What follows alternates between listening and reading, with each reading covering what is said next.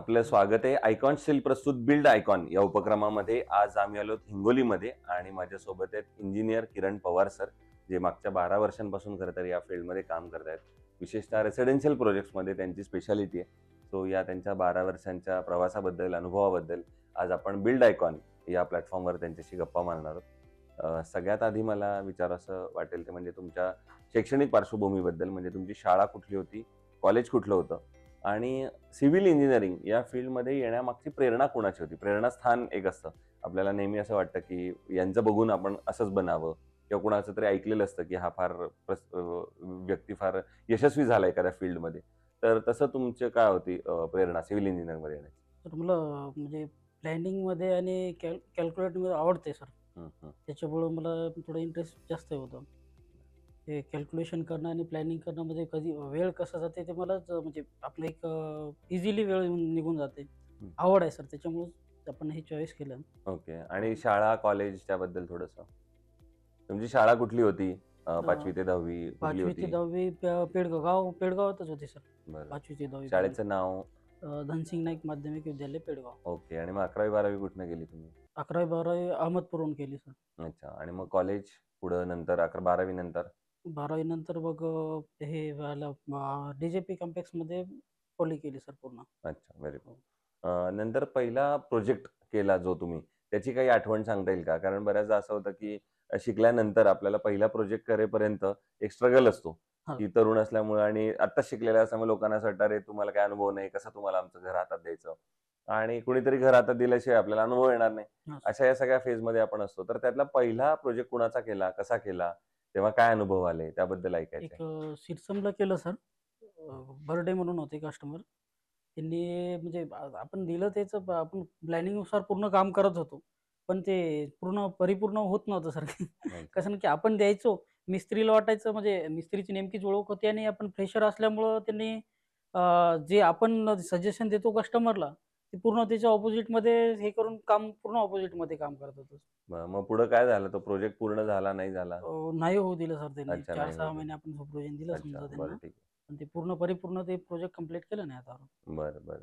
हो. मग नंतर कुठला प्रोजेक्ट पहिला केला किंवा त्याची काही आठवण?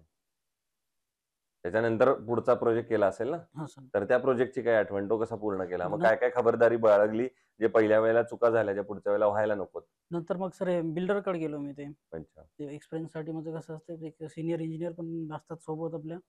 त्याच्यानंतर बगड्या सेट म्हणून आहेत इथे हिंगोलीमध्ये. हं, हं. त्यांच्याकडं जॉब केला साइड इंजिनिअर म्हणून. तिथे चौधरी साहेब मेन इंजिनिअर असतात. त्यांच्याकडे मी चांगला अनुभव घेतला 5 वर्ष व्हेरी गुड. साइडवरचा. वाह! त्यावेळेला आपल्याला म्हणजे काही आता थेरॉटिकली जेवढं शिकवतात तेवढं प्रॅक्टिकली काही नसते ना सर. बरोबर. ते आपण मग त्यामध्ये पूर्ण आपल्याला ए टू झेड झिरोपर्यंत पूर्ण बेसिक नॉलेज घेतलेलं आहे. आता आपण म्हणजे कोणी मिस्त्री असो या स्वतः आपल्याला काम चेक करायचं मिस्त्रीच्या हाताने चेक करत नाही. आपण स्वतः जाऊन चेक करतो. म्हणजे कसं त्याची चुका बघता येईल आपल्याला. हं, हं, हां. हं, हं. बरोबर. आता येऊया पुढच्या काही तांत्रिक प्रश्नांकडं. ते म्हणजे या क्षेत्रामध्ये आणि तुम्ही हिंगोलीसारख्या ठिकाणी काम करताय. अकुशल कामगारांचं प्रमाण फार मोठं आहे. अनस्किल्ड लेबर आपण ज्याला म्हणतो, की ज्यांना हां. बऱ्याचदा काही कळत नसतं, नॉलेज नसतं हां. आणि ते काम करत असतात. त्यांच्याकडनं काही चुका घडू शकतात, दुर्घटना घडू शकतात. हां. तर याबद्दल तुमचा अनुभव काय आहे? अशा अनस्किल्ड लेबरवर काम करण्याचा आणि तुम्ही कशी ती परिस्थिती हाताळता सगळी? म्हणजे सर याच्या म्हणजे कामाबद्दल की कामाबद्दल. कामाबद्दल सर आता काही-काही लेबर आता नवीन शिकाऊ असतात. हं. मिस्त्री जेव्हा नेमकी मिस्त्रीच्या लेव्हलला प्रोग्रेसमध्ये असतात. त्यांना बॉटम धरणं म्हणजे जसं की प्लास्टरमध्ये बॉटम पकडता येत नाही. गोळा बघणं, लेव्हल टू बघणं ह्या सगळ्या गोष्टीमध्ये त्यांना अधुरं नॉलेज असल्यामुळे ते कसं तरी म्हणजे कस्टमर तर नवीनच असतो ना. त्याला काही कळणार आहे. त्या हिशोबानं त्यांनी कॉन्ट्रॅक्ट जे असतात ते लावून टाकतात. बरोबर. त्याच्यामध्ये जी चुका होतात ते आपला मी बेसिकली सुरुवातीला मग त्याला जे कस्टमर ते जे मिस्त्री असतं म्हणजे मिस्त्री होणारा असतं ते, त्याला पण आपण शिकवण्याचा प्रयत्न करतो सर मी प्रत्येक प्रोजेक्टवर, की आपलं जसं झालं की त्यांना काय प्लास्टर करतोय तो, त्याला बॉटम पट्टी कशी पकडायला पाहिजे, कशा लेव्हलमध्ये लेव्हल कशी मॅच होईल आणि गोळा कसा ते बॉटम पट्टीला गोळा कसा बघता येईल त्याला, जेणेकरून काम चांगलं दिसेल. ही सगळी तसंच काळजी तुम्ही हां, घेता. सगळी काळजी. बांधकाम करताना पण जेणेकरून तेच प्रॉब्लेम येते सर. काही-काही जणांना तर गोळाच धरता येत नाही ओळंबा. बिलकुलच धरता येत नाही. बरं. तर त्यांना दुसरं असं आहे की प्लॅन या स्टेजचं महत्त्व तुम्ही काय सांगाल? कारण कन्स्ट्रक्शनमध्ये प्लॅन हा सगळ्यात महत्त्वाचा असतो. हो सर. प्लॅन केल्याशिवाय तुम्ही पुढेच जाऊ शकणार हो. नाही. तर प्लॅन या स्टेजचं महत्त्व तुमच्या नजरेतून काय आणि तुम्ही कसं त्या प्लॅनवर काम करता आधी? प्लॅनवर सर हं. म्हणजे म्हणजे जे आपल्या प्लॅन आधी आपण कसं करतो, की कुठली बिल्डिंग सुरू करण्याच्या आधी एक प्लॅन करतो, हो लेआउट सर. करतो हं. आणि मग तो प्लॅनमध्ये बघतो कॉलम कुठे आहेत, हो. भिंती कुठे येणार आहेत, त्यातल्या आतल्या खोल्या कशा आहेत. तर या सगळ्याचा तुम्ही अभ्यास कसा करता आणि मग त्याचं इम्प्लिमेंटेशन कसं करता? ते मी सर वरती आपलं जे प्लॅन होते ते आपलं सुरुवात प्लॅन जोपर्यंत कस्टमरला आवडत नाही तोपर्यंत आपण पूर्ण हे करतो. हं. जोपर्यंत कस्टमर सॅटिस्फाय होत नाही. त्याच्यानंतर त्याच्यावर जे काम करतो प्रत्येक स्टेजला त्याचं डिटेलिंग आपण स्वतः समजून घेऊन जे कॉलम जसं कॉलम पोझिशन असो, बीम पोझिशन असो त्या हिशोबानं डिझाइन करून जे आपले बाकीचं तर स्ट्रक्चरवाले देतात. त्याच्यानंतर स्ट्रक्चरच्या डिझाइनवर पण आपल्याला जे जसं करून फेस दिसलं नाही पाहिजे. हं. बीम साइड एक फेस असतो तो चारच्या वॉलच्या ऑपोजिटला जातं ते थोडे चेंजेस करून हे करत असतो सर. जसं की मजबुतीला पण ठेच पोहोचू नये आणि दिसायला पण छान दिसलं पाहिजे. दुसरं रेसिडेन्शियलमध्ये तुम्ही बऱ्याचदा असं ऐकलं असेल, की ते कस्टमर म्हणतो, की माझं बजेट थोडं कमी आहे. हां सर. मला इतक्याच पैशात ते घर बनवून द्या. आता ह्याच्यापेक्षा बजेट वाढवू नका. हां. असं सगळं असताना तुम्हाला एक इंजिनिअर म्हणून वाटत असतं, की आपण एक चांगलं दर्जेदार घर करावं. हां सर. कारण त्याच्यावर तुम्हाला अजून पुढचं काम मिळणार असतं. तर अशा वेळेला दर्जा आणि बजेट या दोन्हीचा समतोल कसा साधता तुम्ही? बॅलन्स कसा करता? म्हणजे बजेट पण वाढू द्यायचं नाही, मात्र जे काम करायचंय ते क्वालिटी पण करायचंय. ते त्याच्यामध्ये सर जसं की आपलं जास्त आपली डिझाइन करतानाच आपलं जे स्ट्रक्चरल डिझाइन दिलेली असते. लिमिट म्हणजे ज्याचं त्याचं ज्या फ्लोर लेव्हल जेवढं काम असते समजा हे 2 फ्लोर त्याला एक सिंगल फ्लोरचं काम करायचं आहे. आपण स्टील डिझाइन 3 फ्लोरच्या हिशोबाने बोलवतात नॉर्मली. तर त्या हिशोबाने ते स्टील डिझाइनमध्ये नॉर्मल चेंजेस करून साईज तेच ठेवायचं स्टीलमध्ये. काँक्रिटिंग तेवढीच होते.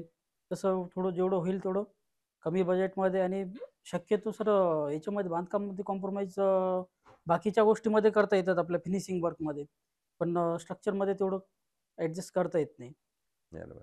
त्या गोष्टी केलंच पाहिजे. त्याच्यामुळेच मजबूती मिळेल ना. हं.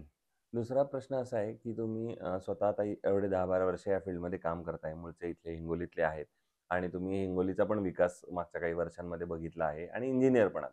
तर जर पुढच्या 10-12 वर्षात हिंगोलीचा सर्वांगीण विकास करायचा असेल, तर एक इंजिनिअर म्हणून तुम्हाला काय वाटतं? तुमचं विकासाचं व्हिजन असं जर विचारलं, तर तुमच्या डोळ्यासमोर कुठले मुद्दे येतात? ज्या क्षेत्रांवर आता काम केलं पाहिजे, जर आपल्याला हिंगोलीला पुण्या-मुंबईसारखं पुढे न्यायचं असेल तर? कुठले असे भाग आहेत, कुठले असे क्षेत्र आहेत ज्याच्यावर काम करायला पाहिजे? नाली, रोड ह्या गोष्टी आहेत सर. हां, रोड तर आपल्या इथले रोड. झालेलेच आहेत. हं, पहिले खूपच बेकार होते. जेणेकरून आता नाल्या वगैरे म्हणजे थोडं व्यवस्थित आहे सर पहिल्यापेक्षा. त्या हिशोबानं मला वाटतं की त्या हिशोबाने चालू आहे प्रोग्रेस हिंगोलीचा. एक जेणेकरून चांगलं मुंबई पुण्यासारखं आपण काम करायला पाहिजे. जेवढं नगर परिषद हद्दीमध्ये आहे तेवढं चांगली कामं झाली ते आता. तो रोड हा एक महत्त्वाचा घटक आहे रोड तुम्ही हा आता महत्वाचा. सांगितलं. रोड, नाली, बरोबर. रोड आणि हे ड्रेनेज व्यवस्था ड्रेनेज थोडक्यात. व्यवस्था. तर मग सरकारनं काय पावलं उचलली पाहिजेत अजून, जर आपल्याला रोडची अजून प्रगती करायची असेल, ड्रेनेज सुधारणा अजून सुधारायची असेल? म्हणजे काय असतं शेवटी हे सरकारी यंत्रणेतनं हे सगळ्या डेव्हलपमेंट होणार असते. हो सर. तर मग रस्त्यांच्यासाठी अजून काही सरकारनं करायला पाहिजे म्हणजे पावलं उचलायला पाहिजेत. त्यांचं डांबरीकरण करणं, सिमेंटीकरण करणं, अंतर्गत रस्ते सुधारणं किंवा ड्रेनेजची जुनी हे झाले ड्रेनेजची व्यवस्था जे बदलणे, आता नवीन करणे. असं सगळं माझ्या मते तुम्हाला तेच म्हणणं आहे तुमचं. हो. आता पुढचा प्रश्न असा आहे, की आतापर्यंत केलेल्या साइटमधला एखादे असा आयकॉनिक प्रोजेक्ट सांगू शकाल का? की काहीतरी वेगळं आहे, काहीतरी नवीन केलंय किंवा ते करताना काहीतरी आव्हान होतं. असा एखादा प्रोजेक्ट आठवतोय का? कारण एक बऱ्याचदा असं होत असतं, की आपण एकसारखेच प्रोजेक्ट बरेच करत असतो. हो सर. पण एखादा प्रोजेक्ट असा येतो, की जे काहीतरी कस्टमर म्हणतो, की मला गॅलरी थोडी पुढं करून द्या, हो सर. हॉल थोडा मोठा करून द्या. असं ते काहीतरी वेगळं करण्याची तुम्हाला कधी संधी मिळाली का? एक कॅन्टिलीवर स्लॅब घेण्याचं हे होतं सर. हं, एक कॅन्टिलीवर पूर्ण म्हणजे 10 फुटाचं कॅन्टिलीवर घ्यायचं होतं.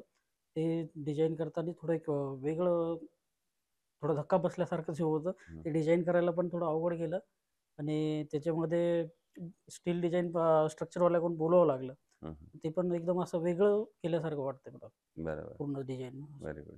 आता कन्स्ट्रक्शनमध्ये स्टील निवडताना तुम्ही काय पॅरामीटर्स बघता आणि मग ठरवता, की हे स्टील चांगलं आहे? आपण काहीतरी त्याला मोजमाप असतं ना आपल्याला स्टील घेताना. हां सर. जेव्हा आपण कस्टमरसाठी स्टील घेतो, हं. तेव्हा काहीतरी तर तुम्ही बघत असाल त्याचं. तर काय-काय बघता आणि मग ठरवता की हे स्टील चांगलं आहे? स्टील सर कडक असू नये, लवचिक असायला हां. पाहिजे. म्हणजे कसं आपलं हे स्टील हे ताण सहन करणार असते ना सर, त्या हिशोबाने त्यांना ते स्टील लवचिक म्हणजे नरम असायला पाहिजे. तेवढं जास्त बी कडक असू नये आणि ते स्टीलवर आपलं हे असायला पाहिजे. प्लेन असू नये पूर्ण. हं. त्या हिशोबानं ते चांगलं त्या हिशोबाने निवडून देतो. बरोबर. दुसरं या क्षेत्रात आता जी नवीन तरुण इंजिनिअर्स येतात, त्यांना तुम्ही काय सल्ला द्याल? एक सीनियर म्हणून, एक मित्र म्हणून, या क्षेत्रात येण्यापूर्वी हां. त्यांना काय असा सल्ला द्याल? त्यांना सर पूर्ण तयारी करूनच कामामध्ये उतरायला पाहिजे. कारण की जेणेकरून मिस्त्री हे बाकीच्या सगळ्या लोकांचा खूप त्रास होतो या फील्डमध्ये.